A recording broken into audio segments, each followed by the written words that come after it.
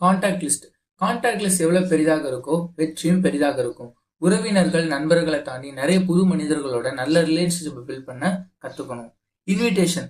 Contact லிஸ்ட்ல இருக்கிறவங்களை நம்ம பிசினஸுக்கு இன்வைட் பண்ணுவோம். சில பேர் வருவாங்க, சில பேர் வரமாட்டாங்க. ஆனாலும் அவங்க கூட ஒரு நல்ல ரிலேஷன்ஷிப்பை நம்ம மெயின்டைன் பண்ணணும். ப்ரெசன்டேஷன். உங்க தொழில் பத்தியும் அது மூலமா அவங்க வாழ்க்கையில நடக்க போற மாற்றத்தை பத்தியும் நீங்க தெளிவா சொல்லணும். ப்ரெசன்டேஷன் பெஸ்டா இருந்தா இந்த பிசினஸ் ஸ்டார்ட் பண்ண உடனே சம்மதிப்பாங்க.